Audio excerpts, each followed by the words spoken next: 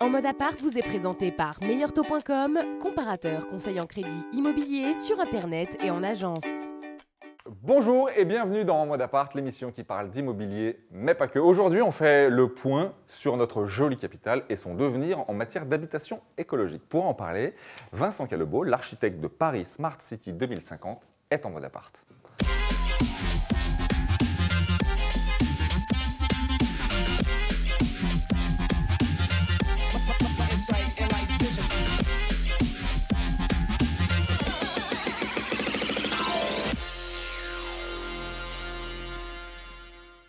Bonsoir à tous et bonsoir à toutes, bienvenue dans En mode appart. Bonsoir Olivier. Salut. Bonsoir Vincent, bonsoir Charlie, une Bonsoir belle Bruno, émission. bonsoir Olivier. Ouais, on recommence. Bonsoir Bruno, bonsoir Olivier. Très bien, on recommence.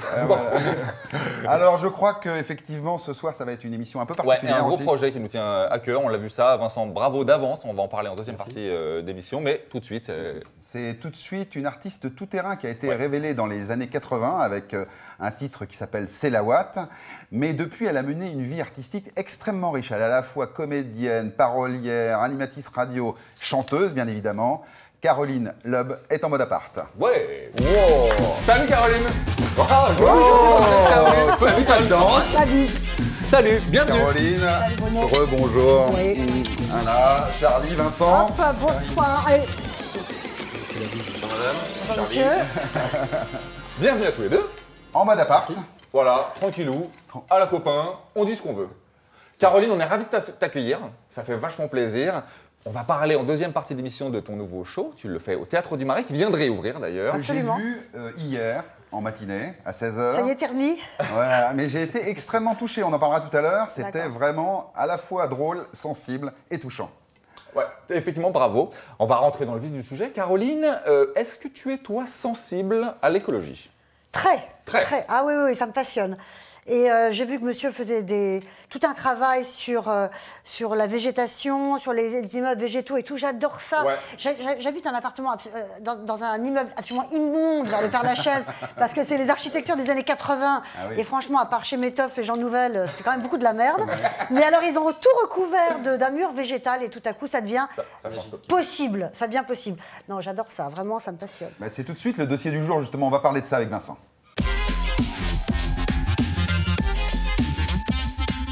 Alors Vincent, un quiz express en moins d'une minute sur 4 questions pour que les gens comprennent vite. Rendre Paris totalement écolo en 2050, est-ce que c'est possible ? Oui, aujourd'hui c'est possible. Il suffit d'y intégrer les énergies renouvelables de pointe et de miser sur le rapatriement de la nature au cœur de la ville pour simplement augmenter la qualité de vie des habitants. Super. Ça va coûter combien cette affaire ? Aujourd'hui, on nous fait croire que ça coûte cher, mais les scientifiques sont en train de prouver que la transition énergétique vers une ville post-carbone, une ville post-nucléaire, une ville post-insecticide, donc une ville propre, coûtera le même prix que la sauvegarde du système nucléaire. Et donc, nous sommes aujourd'hui en route vers cette ville à émission de carbone zéro. Tu dis en route, c'est prévu pour quand ? Ça commence quand cette affaire ?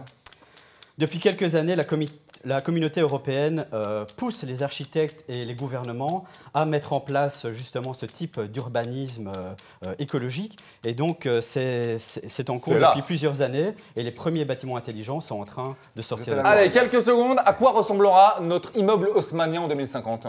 L'immeuble haussmannien de demain sera un arbre habité qui sera capable de créer sa propre énergie et qui recyclera ses déchets en ressources naturelles illimitées. Vous avez été pas mal. Pas mal. Il a dépassé un peu. Hein. À peine. À peine. Bah, Bon, c'est ça tellement va. intéressant en même temps. C'est intéressant. C'est le chrono. Alors, on va rentrer un petit peu dans le fond de tout ça parce que c'est Ouais. très intéressant. Moi, Effectivement. j'aimerais bien savoir ce que c'est que Paris Smart City, en fait, précisément. À la base, Paris Smart City était une commande de la mairie de Paris, Ouais. pour laquelle nous avons candidaté pour proposer justement une ville qui est capable de répondre à la crise chronique de logement que connaît la capitale depuis plusieurs décennies et qui s'inscrit directement dans le plan climat-énergie de la ville de Paris, qui vise d'ici 35 ans, en 2050, de réduire de 75% ses émissions de gaz à effet de serre. D'accord. Donc Paris Smart City, c'est la ville intelligente qui est capable de générer sa propre énergie et de transformer finalement ses déchets en ressources naturelles recyclées et recyclables à l'infini. D'accord. C'est la ville qui va abolir deux mots, la pollution et les déchets, qui sont deux mots qui n'existent pas dans la nature. On pourra se baigner dans la Seine, peut-être. Moi, ce qui m'inquiète, c'est que la ville soit intelligente, c'est super, mais le problème, c'est les gens qui prennent les décisions, ils sont tellement cons. Comment je vais arriver à ça? La ville intelligente doit être pensée par des gens Il y a un intelligents. des gens problème, quoi. intelligents S'il y a qui ont une que- vision à long terme. Ouais, il y en a assez, ils sont suffisamment puissants. Je crois Il n'y que a pas des lobbies de crétins en face. Si, il y a beaucoup de lobbies industriels justement qui freinent la transition énergétique. Et un peu le problème de la politique, c'est qu'ils sont toujours sur des mandats de 5 ans alors qu'on nous demande d'inventer la ville durable à long Ouais. terme. Et donc il y a un peu un gap entre la théorie et la pratique. Alors même si on a été effectivement, comme beaucoup d'autres, extrêmement séduits par ce projet, on aime Paris au travers le monde pour son âme, sa vieillesse, ses vieilles pierres, ses vieilles rues, ses immeubles. Oh, il y a aussi les nouvelles choses, la pyramide du Louvre, c'est Ouais, magnifique. c'est vrai. Le musée Branly, c'est magnifique. Il y a quand même des nouveaux bâtiments qui sont très forts. Est-ce qu'on va pas dénaturer l'âme parisienne avec ce projet? Au La contraire, vieille moi, âme parisienne. En tant qu'architecte, même en tant que citoyen, je pense que l'âme parisienne, elle doit évoluer et elle doit toujours être en accord avec les jeunes, avec les nouveaux étudiants, avec les nouvelles populations Non, qui mais viennent il faut que ça avance, vivre à autrement, Paris. il y aura encore des petites maisons moyenâgeuses en bas de Notre-Dame, Oui, tu ce que comprends? dit Caroline, c'est qu'effectivement, Ça. Paris ne s'est pas fait en un jour. Il y a le SMAN, il y a effectivement maintenant de nouveaux bâtiments qui... Puis il faut intégrer cette Exact. modernité dans le... Voilà, il faut intégrer le meilleur de chaque époque dans la ville et c'est ce qui fait sa richesse finalement au travers des siècles. Alors justement, qu'est-ce qui va changer pour les Parisiens en 2050 dans ce nouveau contexte écologique? Dans la vie tous les Est-ce jours, qu'ils je vont parle. devoir contribuer à ce changement eux-mêmes? Évidemment. Donc, nous, ce qu'on essaye de quitter absolument, c'est le constat anxiogène de tous les documentaires qui ont été faits depuis 10 ans. On veut être force de proposition pour proposer des modes de vie éco-responsables aux Parisiens. Par exemple, le fait de devenir cultivateurs de leur propre alimentation biologique en les transformant en maraîchers. Et donc, par exemple, il y a beaucoup de tours qui sont complètement recouverts de végétation, mais ce n'est pas une végétation cosmétique, mais bien une végétation nourricière qui permet de recouvrir Paris de vergers communautaires et de potagers suspendus. Et cela permet de ramener l'agriculture au cœur de la Dans la ville, ville. et en même temps de lutter Énorme. contre ce J'adore, qu'on moi, appelle... l'idée d'aller biner sur le toit, j'adore. Oui, Donc, c'est en fait, exactement T'es un ça. bon bineur, toi, d'ailleurs. Hein. On rend les Parisiens agriculteurs pour les autres, finalement. Effectivement, donc c'est vraiment un plan pour soi-même en tant que citoyen et pour les autres, pour, à l'aube de la COP21, le sommet mondial pour le climat qui va arriver, montrer qu'une ville historique peut être pionnière en termes de Ils font transition ça aux énergétique. États-Unis déjà. Genre, je crois à Brooklyn, il y a plein de toits avec des gens qui Oui, font... par exemple, à Brooklyn, c'est vrai qu'ils sont précurseurs dans la végétalisation des toits. Nous, ce qu'on essaie de dire pour Paris, c'est qu'on n'a plus assez de place pour construire des jardins au sol. Et donc, le bâtiment lui-même devient un jardin verticalisé où tous les espaces de balcon, de façade, de toiture deviennent finalement une architecture nourricière. En gros, quand on va être en 2050, on va ouvrir sa fenêtre et on va cueillir son orange ou... Voilà, on va ses pouvoir tomates, se hein. lever le matin, Aller cueillir la chercher pomme. Et de la surtout, poule. on va vivre dans des bâtiments qui seront de plus en plus mixtes, où par exemple, on vivra au 10e étage, on travaillera au 20e étage, il y aura la crèche au 30e étage, et donc finalement, peut-être qu'on sera moins asphyxié par le tout à l'automobile pour vraiment assurer une ville à émissions carbone zéro. D'accord. Oui. Donc une sorte de concentration en fait de tous les services dans un lieu de vie. Effectivement, de village verticalisé qui également intégrera les énergies renouvelables de pointe pour polluer un minimum. Et tout ça, ça marche pas si on n'y adjoint pas les voitures, les transports en commun. Qu'est-ce que tu as pensé qu'est-ce que tu as réfléchi pour ça? Donc c'est ça qui est primordial un peu dans la nouvelle discipline de l'architecture, c'est que pour innover, on est obligé de travailler de façon transdisciplinaire, avec des botanistes, avec des sociologues, avec des spécialistes du trafic, effectivement, pour dire que la ville du futur pourra être une ville dense, une ville verte, une ville hyper connectée. Densité, ça peut rimer avec vert aujourd'hui. Effectivement. Et donc, on essaie de répondre justement à cette schizophrénie de l'homo sapiens actuel, d'être hyper technologique, en même temps rapatrier la nature. Parce que, pour rappel, nous, on s'est un peu autoproclamé l'espèce la plus intelligente du monde, mais on est quand même la seule espèce qui sommes en train de s'asphyxier par les énergies fossiles et en train de s'empoisonner finalement via une agriculture intensive qui mise principalement sur les pesticides, les fongicides, les On est insecticides. super cons, oui. Voilà, pour le dire plus simplement. Il y en a un autre qui est un petit peu dans ce cas-là. Charlie, tu as des... Tu parlais de fossiles, Tu réagissais par rapport à quoi? C'est Je ça la voulais question. voir si tu suivais. Donc c'est tout. Ouais, de moi suite. j'ai une question Ouais, rapidement. Est-ce qu'il y a une ville type justement dans le monde, un exemple en la matière, ou est-ce qu'il y a un classement Une ville des villes les pilote, plus écolos? Ouais. Oui, il y a un classement des villes les plus écolos. Je pense que c'est la ville de Francfort en Europe. Et à l'international, c'est la ville de Singapour qui, justement, a su fusionner cette renaturalisation avec des bâtiments qui offrent un maximum de services à la personne.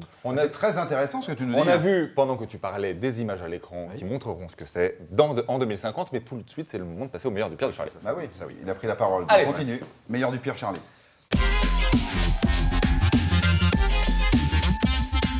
L'écolo, allez, c'est parti. Ouais, et ben justement, cette semaine, puisqu'on parle d'écologie, eh bien, on va faire un petit tour, si vous le voulez bien, dans le Loir-et-Cher, pour commencer, avec cette musique qui va partir.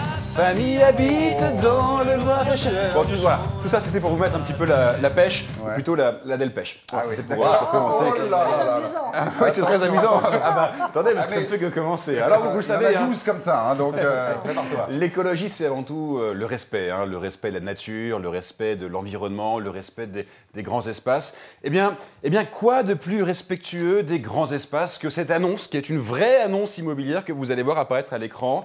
Là, au moins, on est sûr que la nature n'a pas été bouffée parce que l'annonce fait 3 mètres carrés. 3 mètres carrés, et c'est à vendre, et c'est à Paris. Un scandale, et c'est la réalité. Ça coûte, je crois, 30 000, 40 000 euros. Bref, en tout cas, il y a la place pour mettre un lit, un lit de poupée. C'est un peu le problème. Quand on est écologiste aujourd'hui, on est toujours mis au placard. Alors, Oh là. Ah bien. avoir une maison écolo, vous l'avez compris, c'est le respect, bien sûr, de la nature, de l'environnement, et c'est aussi avoir un beau jardin. On parlait de Binet sur le toit de Paris. Avoir un beau jardin avec de l'eau qui coule, un beau jardin qui fait rêver, un peu comme ce jardin. Le problème de ce jardin, c'est que l'eau qui coule, c'est la chasse d'eau des voisins. Donc c'est un petit peu moins d'amour. Si je vous ai montré cette photo, c'est tout simplement parce qu'elle est très bien placée, juste à côté de ma mère, et très loin du flot des voitures. C'est donc un jardin qui plaira beaucoup aux écologistes, bien entendu. Effort d'écriture. Alors, justement, on salue mon effort d'écriture, on parle des écologistes. Parlons des écologistes. Vous savez, en ce moment, ça chauffe au parti écologiste. La grande question, c'est rejoindra ou rejoindra pas le Parlement de Manuel Valls. Tous les cadres du parti font un petit peu leur cuisine interne. Et ce que je peux vous dire, c'est qu'il y a de l'eau dans le gaz. Regardez cette annonce. Et alors, je tiens à dire que c'est une vraie annonce, c'est une vraie gazinière qui est à vendre pour la... Ça fait envie. Ouais, ça fait envie, hein. Ouais. Et en plus, ce n'est que 40 €, Caroline. Ah ouais, c'est pas cher. C'est que dalle. C'est-à-dire qu'on a de l'art moderne pour le même prix. Non, c'est pas cher. Et je précise en Poloc, plus, que c'est une gazinière qui fonctionne à l'énergie de ville, c'est donc une énergie propre. Hein. Ça, c'est c'est quand à même... l'énergie fossile, à mon avis. À mon avis, oui. Voilà, tout ça pour dire qu'il n'est pas étonnant que les écologistes traînent que des casseroles. Bravo, Charlie. oui, Magnifique. d'accord. Bien. C'était bien. C'était bien. On t'adore, tu sais, on t'adore, donc il n'y a pas de problème pour On ça. a acheté cette gazinière et elle va récompenser celui qui gagnera au quiz qu'on va lancer tout de suite, je Je me crois. démerde pour perdre. Hein. Et moi, si Je vous... le tout de suite.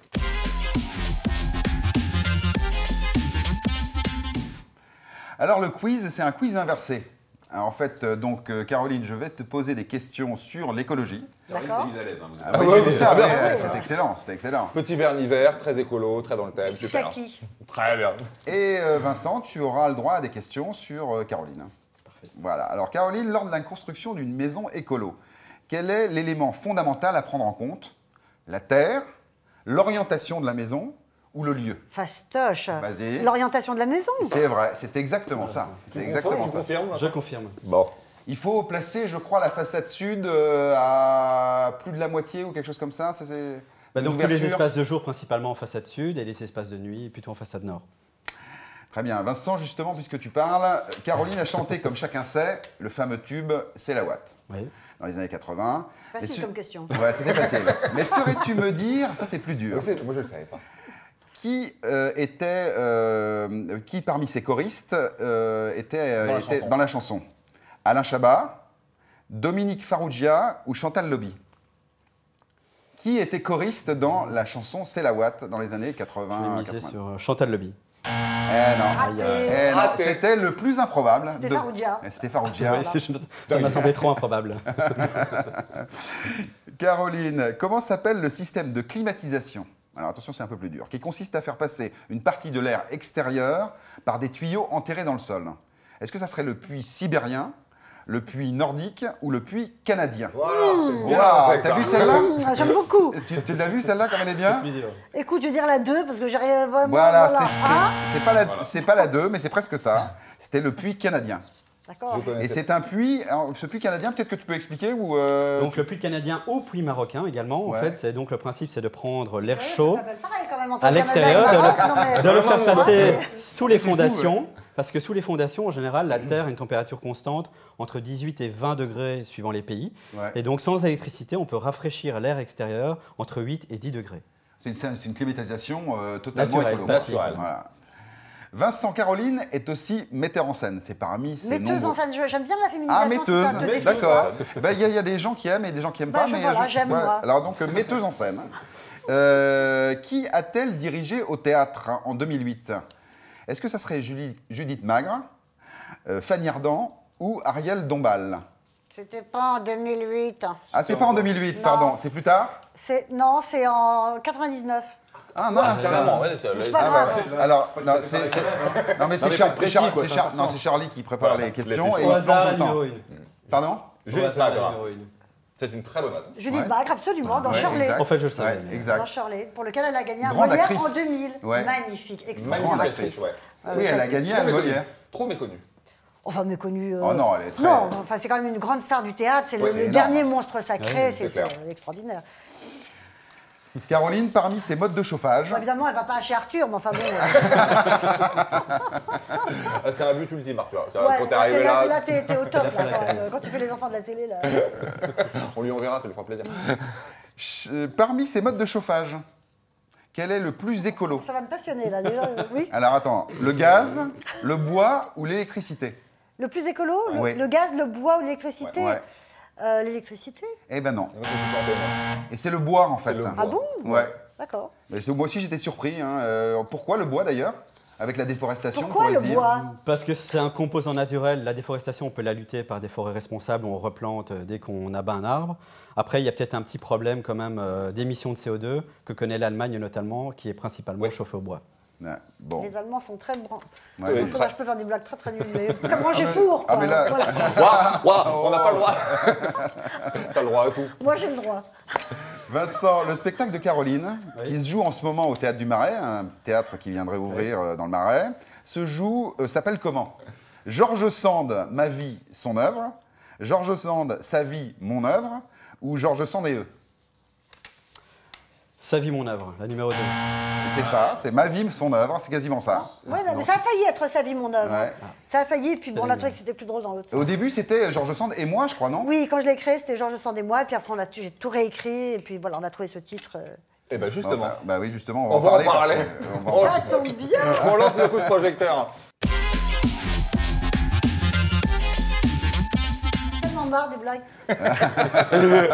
Caroline est très très Ah disciplinée. oui, bah, hein, c'est mais très bien, super, c'est très bien, c'est ce excellent, qu'on aime. j'adore. Alors, le théâtre du Marais, Oui, ça vient de réouvrir. Tu es absolument. pionnière, tu reçois Absolument. un très bel accueil pour ta pièce. Bah oui, moi, je suis très heureuse de défendre ce spectacle. C'est un spectacle que j'adore, que je joue à Paris depuis septembre, que j'ai créé à Avignon l'année dernière, que je retourne jouer à Avignon. Voilà, on a fait ça avec Alex Lutz. J'ai un musicien, je chante des chansons. J'ai lu plein de biographies, plein de choses autour de Georges Sand pendant 5 ans. Et le plus dur, ça a été de faire rentrer cette vie totalement hallucinante, extraordinaire, vraiment en 1h10. Mais Donc Georges ça a été Sand, ça on le sent- challenge. on sent que Georges Sand, c'est une femme qui te passionne, qui presque, je dirais, te ressemble. Moi, j'ai vu le spectacle hier, pour être tout à fait franc. On est ressorti un peu différent, en fait, de ton spectacle. C'est très touchant, C'est très le but, je sensible. pense. Je veux te dire, moi j'adore apprendre des choses. Je passe ma vie, tu vois, je suis curieuse de plein de choses et j'adore regarder les chaînes, les documentaires, apprendre des choses sur plein de sujets différents. Et donc, j'aime bien transmettre cette curiosité. Et c'est vrai que Georges Sand est un exemple extraordinaire de curiosité parce qu'elle était passionnée de musique, de nature, de littérature, de théâtre, de marionnettes, de voyage. Connectée avec le monde artistique. De là, elle s'est battue pour la République, elle a été féministe. Enfin voilà, c'est une espèce de vie Très actuelle, finalement. démente, d'une actualité folle. Elle a aimé des hommes, elle a aimé une femme, elle a assumé tous ses désirs. Elle avait un rapport à son corps totalement inouï pour l'époque, parce qu'il faut quand même se souvenir qu'elle est née en 1804, c'est l'année de l'édiction du Code Napoléon, qui est juste une horreur. Elle appelait ça l'infâme Code Napoléon. Pour les femmes, c'est une horreur. Et donc les femmes avaient des corsets. T'en parles dans ton spectacle, c'est des interdictions. Le mari. Il y avait une loi qui interdisait aux femmes de porter le pantalon. Et donc on est à cette époque où les femmes avaient des corsets où elles mourraient parce qu'elles tellement elles étaient compressées dans les corsets. Et elle porte le pantalon, elle fait du cheval à cru, elle se balade à poil dans les rivières. Non mais c'est incroyable. Et elle écoute son corps et ses désirs. Et c'est vrai que même pour nous aujourd'hui, c'est un modèle extraordinaire, quoi. Mais dans ce spectacle, il y a une. D'ailleurs, le titre est assez révélateur. Il y a une sorte de parallèle entre ta vie, je pense, un petit peu. Hein, tu parles de ta fille, de ma mère, et de ta mère, et en fait, tu connectes ça avec les anecdotes et la vie de George Sand, qui avait des choses un petit peu comme ça. Je vais te dire pourquoi on a fait ça. Parce que en fait, c'est vrai que j'adore apprendre des choses, mais je voulais pas faire un spectacle qui soit didactique, qui soit emmerdant, où les gens se disent « Oh là là, putain, ça y est, on est retourné au cours de français ». Ou tu vois, donc je voulais que ça soit vraiment très vivant.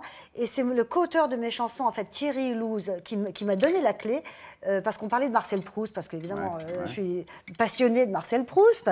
Et il me dit « Mais ce qu'on aime chez Proust, c'est nous-mêmes ». Et je me suis dit, c'est exactement ça, la clé du spectacle. C'est, en fait, qu'est-ce qui me touche, moi, chez elle. Et en parlant de ce qui me touche, moi, je vois bien, les gens ressortent, ils me disent, j'ai retrouvé des odeurs de mon enfance. Laurent Barra qui est venu a dit, je vais rappeler mon ex. Donc ça touche les gens sur des choses intimes. Et je pense que c'est ça qui est important. Il faut rappeler quand même qu'on rit, enfin il y a un petit peu, il y a du... il y a des choses drôles, par exemple, les trucs avec ma fille qui veut pas lire, qui est sur Facebook, et moi je pète un câble parce qu'elle lit pas, et tout. Non, il y a des choses drôles. Là, pour le coup, tu nous donnes l'eau à la bouche, et je pense que pour les gens qui nous regardent, c'est également pareil. On va voir quelques images. Un ange est beau le matin, avec ses cheveux flottants. Pourquoi les hommes n'ont-ils pas de longs cheveux ? Pourquoi les hommes n'ont-ils pas des ailes pour venir le soir, pour s'envoler le matin ? Pour s'envoler le matin.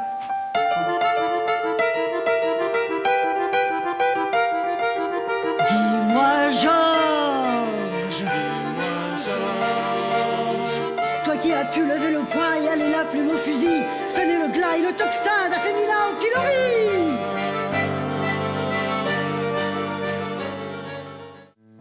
Il n'y a au monde que l'amour qui soit quelque chose. Peut-être celle qui viendra t'aimera-t-elle moins que moi, et peut-être sera-t-elle plus heureuse et plus aimée. Mais ton cœur, ton bon cœur, ne le tue pas, je t'en prie. Ah zut, mais c'est quoi cette sonnerie à la con ? Ah, j'étais toute contente de mes découvertes sur les liens entre Sand et les fondateurs de la République, Le Dru-Rollin, Barbès, Arago, et j'ai voulu lui en parler. Elle m'a dit, elle était copine avec toutes les stations de métro de Paris, quoi. Lol. Non. Je veux me servir de ma plume, comme l'ouvrier de l'enclume. Frapper, frapper de mes deux mains. Frapper sans recourir au poing. Wow, il y a de la densité, hein. Il y a de l'enjeu. Il y a de la matière. C'est ça. C'est ça. Mais c'est effectivement le sentiment qu'on a quand on sort du spectacle. C'est vraiment une... On met un petit peu de temps avant de se remettre dans la vie, en fait. C'est très drôle. Moi, c'est ce côté point levé qui me... Mais oui, parce que j'ai découvert qu'elle s'était vraiment battue pour la République, et du coup que Lamartine aussi s'était engagée pour la République. C'est-à-dire que c'est vraiment une époque où les intellectuels montaient au créneau et physiquement, et risquaient la prison, risquaient l'exil, risquaient des choses beaucoup plus fortes qu'aujourd'hui, évidemment. Donc c'est vrai que voilà, elle traverse plein de sujets que je trouve passionnants et qui touchent tout le monde. On va rappeler donc ça passe au Théâtre du Marais, alors en avril, en mai, en juin. Voilà. 2015. Les vendredis, samedi à 19h, le dimanche à 16h. C'est ça. Et tu es tout l'été au Festival d'Avignon. Tout le mois de juillet. Tout le mois de juillet. Voilà. Et le 11 juin à Auch. À Auch. À Auch. Voilà. Donc pour jouer George Sand. Pour jouer George Sand, Maddy Sanders. Voilà. C'est génial. On peut pas te rater. Et il y a des chansons. Il y a un petit CD que je vends à la sortie du spectacle et qu'on peut trouver aussi sur Internet, sur Deezer. Il y a 4 chansons originales que tu as écrites pour ce spectacle, voilà, c'est ça? Voilà, 4 ou 6? Là, il y en a 4 sur le CD, mais il y en a plus dans le spectacle. Il y en a 7, 8. Je n'ai pas encore tout enregistré, mais bon, voilà. On espère que les gens vont se ruer à ton spectacle, ça mérite vraiment. Merci en tout cas de ta venue. L'émission se termine, les amis. C'était un plaisir de vous avoir. On a passé Merci à un vous. bon temps. Merci beaucoup, Vincent, pour toutes ces précisions sur l'écolo. Je pense que ça a d'ailleurs touché également Caroline. Ah, mais moi j'adore ça. Je trouve ça- Et on va je trouve ça rappeler magnifique. effectivement la sortie de ce très joli livre qui est sorti en mars, je crois, Tout à fait. et qui s'appelle Les villes fertiles. Je le montre à la caméra. Voilà.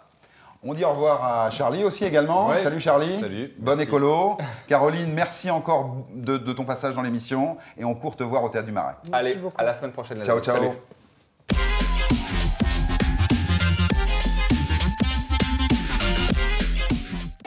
En mode à part vous a été présenté par meilleurtaux.com, comparateur conseil en crédit immobilier sur Internet et en agence.